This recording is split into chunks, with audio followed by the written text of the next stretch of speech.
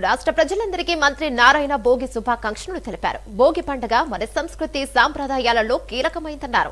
ఈ పండుగ కొత్త వెలుగులను ఆనందాన్ని నింపాలన్నారు. నెల్లూరు నగరంలోని పలు ప్రాంతాల్లో ఏర్పాటు చేసిన భోగి సంబరాల్లో మంత్రి నారాయణ కుటుంబ సమేతంగా పాల్గొన్నారు. భోగి పండుగ ప్రతి ఒక్కరి జీవితాల్లో కొత్త వెలుగులను తీసుకురావాలని ఆకాంక్షించారు.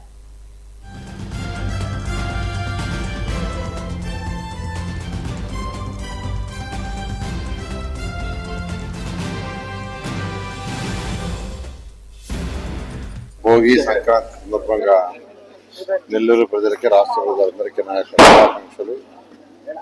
ఈ భోగి సంక్రాంతి అనేది తెలుగు ప్రజలకి అత్యంత ప్రీతిపాత్రమైన పండుగ. ప్రతి ఒక్కరూ పంటలను కోసిన తర్వాత ఆ పంటను ఇంటికి తెచ్చుకున్న తర్వాత ఎంతో ఆనందంగా చేసుకునే పండుగ ఈ పండుగ. ఈరోజు నేను ఈ భోగిని నా కాన్స్టిట్యున్సీలో అనేక డివిజన్లో ప్రజల మధ్య కుటుంబ సమేతంగా జరుపుకోవడం నిజంగా ఎంతో ఆనందంగా ఉంది. ప్రతి ఒక్కరూ ఎంతో ఆనందంగా సకల ఐశ్వర్యాలతో ఉండాలని కోరుకుంటున్నాను. నెల్లూరు ప్రజలందరికీ కూడాను ఈ సంక్రాంతి శుభాకాంక్షలు అండి. మనము సంక్రాంతి అంటే పెద్ద పండుగ అంటాం. భోగి, సంక్రాంతి, కనుమ అంతా కలిపి పెద్ద పండుగ అంటాము.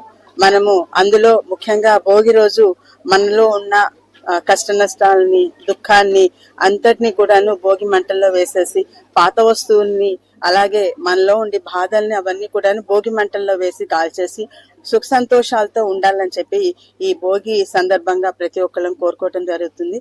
అదే రకంగా మన పెద్దవాళ్ళందరికీ కూడాను ఒక సంవత్సరము అంటే ఒక రోజు వస్తుంది. వాళ్ళకి ఎవరైతే చనిపోయిన మన ఇంట్లో పెద్దవాళ్ళు ఉంటారో వాళ్ళందరికీ మనము భోజనం పెట్టడం అని పెద్దల రోజు అంటాము, పెద్ద పండుగ అంటాము. సంక్రాంతి రోజు మన పెద్దల్ని గుర్తు చేసుకొని వాళ్ళకి భోజనం పెట్టి మనము నమస్కరించుకొని వాళ్ళని గౌరవించుకుంటాము.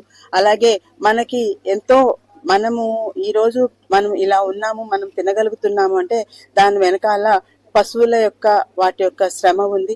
వాటిని గౌరవించుకుంటూ మనము కనుమ పండుగని చేసుకోవటం జరుగుతుంది. ఆ విధంగా మన దైనందిక జీవితంలో ఎవరైతే ముఖ్యులు ఉన్నారో వాటన్నిటిని గౌరవించుకునే పండుగ దీన్ని చెప్పుకోవచ్చు. అందరికీ సంక్రాంతి, భోగి, కనుమ శుభాకాంక్షలు అండి.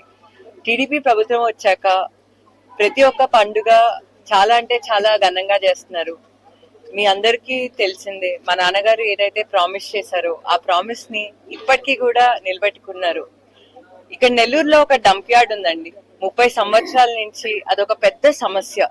కానీ సంక్రాంతి ముందు మా నాన్నగారు ఖచ్చితంగా ఈ సమస్యని నేను రిజాల్వ్ చేస్తాను అని చెప్పారు, రిజాల్వ్ చేశారు.